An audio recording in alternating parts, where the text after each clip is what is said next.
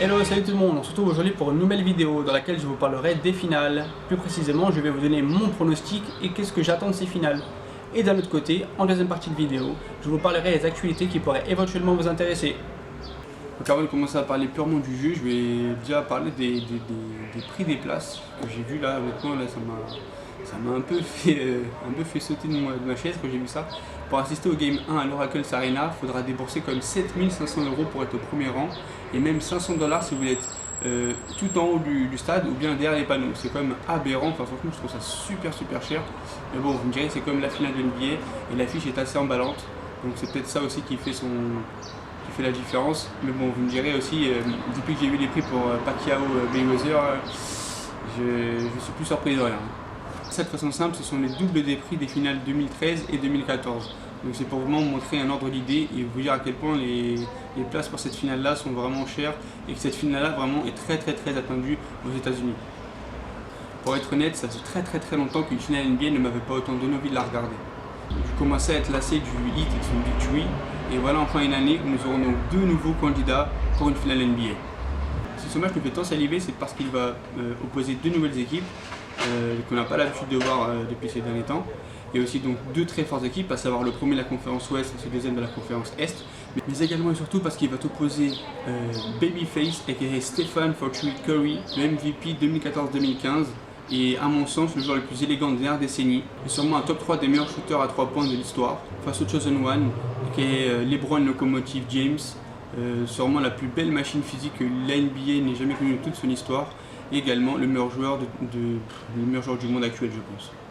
Ce que j'espère le plus pour ces finales, c'est de ne pas revivre celle de 2007, où ce bon vieux Brombron recevait le ballon et jouait l'isolation à outrance, en essayant de créer l'exploit sur chaque action avec ses coéquipiers en train de le regarder. Ceci n'est pas un reproche, mais bien un constat. Les joueurs de Cleveland de l'époque se débarrassaient trop facilement du ballon pour laisser jouer LeBron et le laisser prendre les choses en main afin qu'il puisse réaliser donc l'exploit. Sauf qu'au basket, on ne gagne pas tout seul, et ça s'est bien prouvé en finale avec un sweep des San Antonio Spurs. Bien sûr, depuis l'eau a coulé sous les ponts, LeBron s'est bonifié et South Beach est passé par là. Et même si parfois cette année il m'a semblé à la limite d'être carbonisé, il a très clairement montré contre Atlanta qu'il était de retour et bien prêt à récupérer son trône. À présent, je vais vous énumérer ce qui sera pour moi les clés de la série. Premièrement, les blessures. Premièrement, il faut parler de Kevin Love, car qu'on l'aime ou qu'on ne l'aime pas, c'est quand même un apport offensif et un gros rebondeur. De plus, j'aurais vraiment adoré voir son duel contre Danny Green, qui serait capable en fait, de défendre sur lui, même si Kevin Love s'écarterait énormément. Varejao sera également absent, même si une rumeur folle dit qu'il pourrait participer à la finale. Honnêtement, je n'y crois pas une seule seconde. D'une part, il sera hors de rythme, et d'autre part, Cleveland est déjà bien fourni avec Kendrick Perkins et Timothy Mozgov qui font largement le taf. Je ne vois pas pourquoi ils prennent le risque de faire jouer Varejao. En plus ça, il pourrait, au pire des cas, briser l'alchimie de l'équipe. Puis, l'incertitude Kyrie Irving. On sait très bien qu'il a joué sur une jambe contre Chicago, qu'il a raté des matchs même contre Atlanta. Donc la grosse inquiétude c'est de voir à quel niveau il pourra jouer au final et surtout s'il pourra jouer à 100%. Ça je ne pense pas. Même si on sait que Kobe a déjà montré qu'on pouvait gagner des titres avec des petits bobos. Et de plus, LeBron James a déclaré en fait qu'un Kyrie Irving même à 60% serait toujours mieux que jouer sans Kyrie Irving. De l'autre côté par contre, ça faisait bien longtemps que tous les signaux n'avaient pas été ouverts comme maintenant. En effet, les zones de cristal que sont David Lee et Andrew Bogut sont enfin à 100% et les deux ensemble. Seule inquiétude, Klay Thompson et Marius Pace. Ils sont annoncés en day-to-day et encore incertains pour le Game 1, même si la dernière nouvelle semble indiquer qu'ils joueront. Autre point clé important de cette finale, le public aura également une grande importance. Et sur ce point, je donne clairement avantage aux Golden State Warriors. Les Warriors possèdent l'avantage du terrain et ont le meilleur bilan à domicile de toute la ligue. Leurs spectateurs sont des morts de faim qui attendent ça depuis plus de 40 ans. On peut être sûr qu'ils sont d'ores et déjà devant leur Oracle's Arena en train d'attendre de rentrer le stade. Imaginez un peu ce que ça va donner lorsqu'on sait qu'un simple match de saison régulière contre les Sixers, ça hurle déjà énormément dans le stade. Je ne dénigre en aucun cas le public de Cleveland, mais clairement le public d'Oakland est un voire le meilleur public de toute la ligue. Mis à part le Air Canada Center, et encore pour une raison assez particulière car c'est la seule équipe du Canada, aucune autre salle ne me donne autant de frissons que celle de l'Oracle's Arena. Pour preuve, Monty Williams, entraîneur des New Orleans Pelicans, qui a opposé son équipe donc aux Golden State Warriors lors des premiers tours de ses playoffs, a même déclaré qu'il y avait tellement de décibels qu'il se demandait même si c'était légal. À présent, parlons du banc car il est en relation avec le point des blessures. Kevin Love blessé, les rotations ont clairement été modifiées du côté de Cleveland. Tristan Thompson a donc sorti ses coronets et montré qu'il avait clairement le niveau, l'envie et surtout l'énergie pour réussir ses playoffs. Mais du coup, il n'y a plus de vrai poste 4 en rotation après Tristan Thompson. Pour la finale, va-t-on assister à du small ball du côté de David Blatt en décalant LeBron James ou Jones au poste 4? Ce qui est sûr, c'est que J.R. Smith et Mathieu Dellavedova font vraiment de très gros playoffs. D'un côté, l'Australien Dellavedova qui se charge de blesser tous les adversaires pénibles. De l'autre, ce bon vieux Gérard, alias la mèche courte. Tellement fou, mais bon, c'est comme ça qu'on l'aime. Non, parlons un peu plus sérieusement. C'est vraiment sur ces deux joueurs-là que repose l'efficacité offensive de la seconde unité des Cavaliers Cleveland. De l'autre côté, par contre, c'est pour moi le meilleur banc de toute la ligue. Ou du moins le plus complet et le plus complémentaire. En effet, quand on sait que Sean Livingston, Barbosa, André Iguodala, David Lee, Marius Pace, même s'il est annoncé en day-to-day, je pense qu'il jouera le game 1, et même ce bon vieux Festus Ezeli, qui a prouvé de bonnes choses durant ses playoffs, font partie du banc, honnêtement ça laisse rêveur. J'irai même plus loin en disant que défensivement, ce banc est également très efficace. En effet, avec André Iguodala à ses rangs, ils pourront stopper donc LeBron James en complétant le travail d'Harrison Barnes. On sait très bien qu'André Iguodala se charge souvent des tâches défensives contre les gros scoreurs comme Kevin Durant, LeBron James par exemple.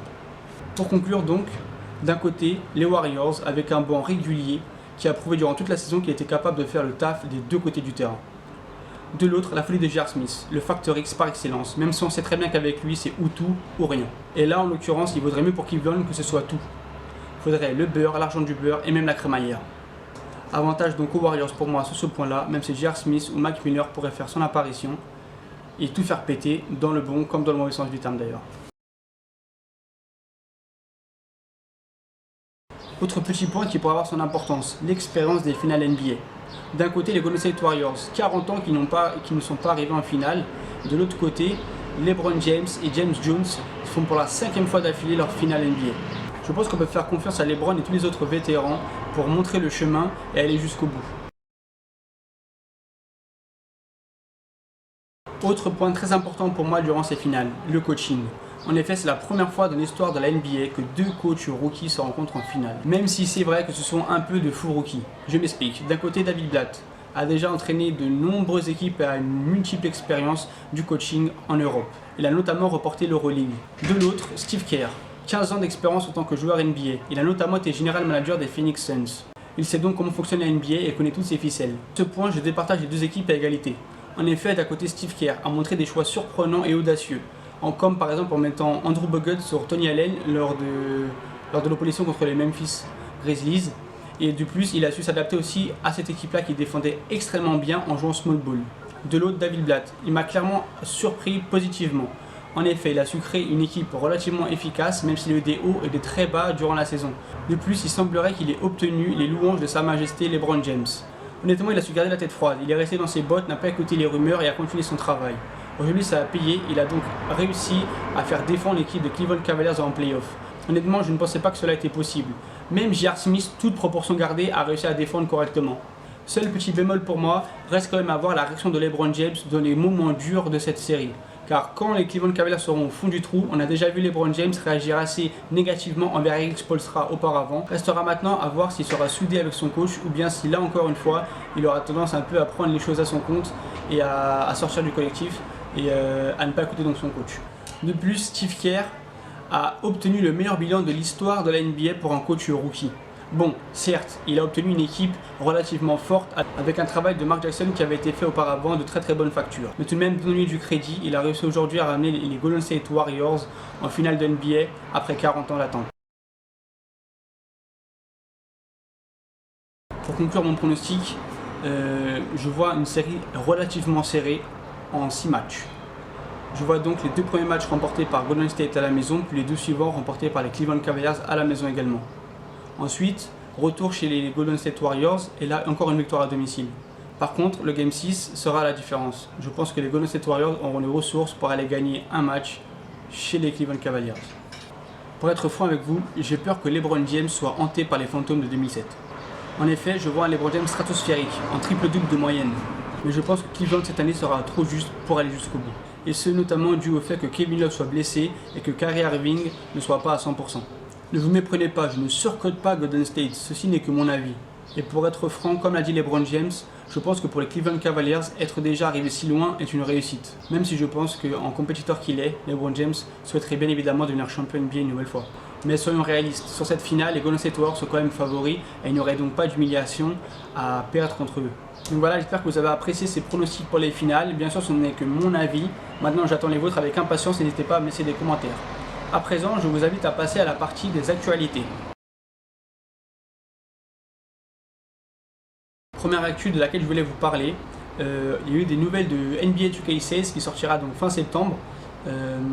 Donc voilà, cette année il y aura 3 nouvelles équipes rétro, donc c'est franchement une super bonne nouvelle pour moi, parce que pour un jeu qui avait tendance à stagner ces derniers temps, rajouter encore des nouvelles équipes rétro, ça apporte une certaine forme de fraîcheur, bien sûr toute proportion gardée, mais voilà, donc cette année en fait on aura la possibilité de jouer avec les Toronto Raptors des années 2000, donc équipe super spectaculaire avec Vince Carter et Tracy McGrady notamment. Donc voilà, super bon souvenir. Ensuite, en tant que fan des Lakers, j'ai la grande joie de vous annoncer qu'on pourra jouer avec l'équipe de 2001, championne avec seulement une seule défaite en playoff. Ils avaient fini avec un bilan de 15 victoires pour une défaite, donc vraiment équipe légendaire, avec le Shaq et Kobe bien sûr, notamment. Il y en avait beaucoup d'autres avec. Et ensuite là, par contre, en tant que fan des Lakers, des mauvais souvenirs sont recensés. Les Boston Celtics de 2008, voilà, on avait perdu en finale. Mais voilà, c'était aussi une très très bonne équipe. Le début aussi un peu de cette mode du Big Three.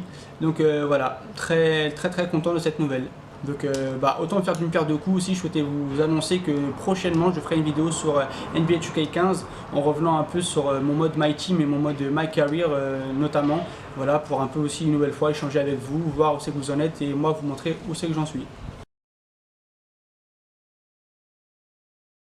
Et la autre nouvelle d'actualité que je vous souhaitais partager avec vous, même si je suis un peu dégoûté parce que je ne pourrais pas y participer, voilà, donc pour l'événement du Quai 54 sur Paris, et comme c'est les 30 ans d'anniversaire de la marque Jordan, ils ont décidé d'apporter le musée en fait qui avait été fait pour l'occasion du All-Star Game à New York, et ils ont décidé de le ramener à Paris. Donc vraiment si vous avez l'occasion d'y aller, allez-y. Surtout n'hésitez pas, franchement ce serait vraiment super pour vous. Moi malheureusement je ne pourrais pas y aller car je suis en Espagne actuellement. Voilà, c'est vraiment dommage que je ne puisse pas y participer parce que j'aurais vraiment adoré. Donc ce sera du 12 au 14 juin. Je vous mettrai l'adresse en dessous de la vidéo, donc n'hésitez pas à aller voir dans la description. Concrètement, qu'est-ce qu'il va y avoir dans ce musée en fait? Donc ça va revenir sur l'ensemble de la carrière de Michael Jordan, avec les histoires de chaque modèle qu'il a effectué, donc en passant de la Jordan 1 en allant jusqu'à la dernière. Donc voilà, autre petit truc que vraiment j'aurais rêvé de faire, c'est qu'en fait dans ce musée il y a la possibilité en fait de recréer le shoot légendaire de Michael Jordan. Je crois qu'il y en a 3 à refaire quoi. Et c'est vraiment en fait c'est une salle 3D, donc vous avez l'impression d'être dans la salle avec l'ambiance et les spectateurs autour, et vous devez réaliser quelques skills et donc shooter et mettre ce panier donc avec un panier donc à l'intérieur. Et voilà, c'est vraiment, j'aurais vraiment rêvé de le faire. C'est vraiment dommage que je ne puisse pas y participer parce que pour une fois il était à côté de chez moi en région parisienne, donc voilà. Donc voilà, moi vraiment je vous conseillerais d'y aller. Et enfin, autre petit truc que je voulais partager avec vous, voilà, donc lundi c'était mon anniversaire, lundi 1er juin, et donc ma copine a eu la formidable idée de m'offrir un magnifique cadeau que je vais vous montrer tout de suite. Regardez un peu ce que c'est. Et oui, un maillot des Golden State Warriors, avec le chouchou Stephen Curry. Bon, en fait c'est elle qui est fan des Golden State Warriors, alors vous inquiétez pas, même dans la vidéo je suis quand même impartial.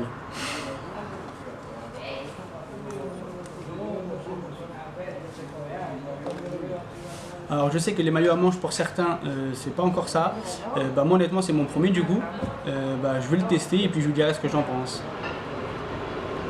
Voilà, c'est tout pour cette vidéo, je vous souhaite d'avoir, j'espère, apprécié cette vidéo, et sinon je vous souhaite une bonne nuit blanche pour ce soir. Voilà, ciao ciao, on se retrouve la prochaine fois.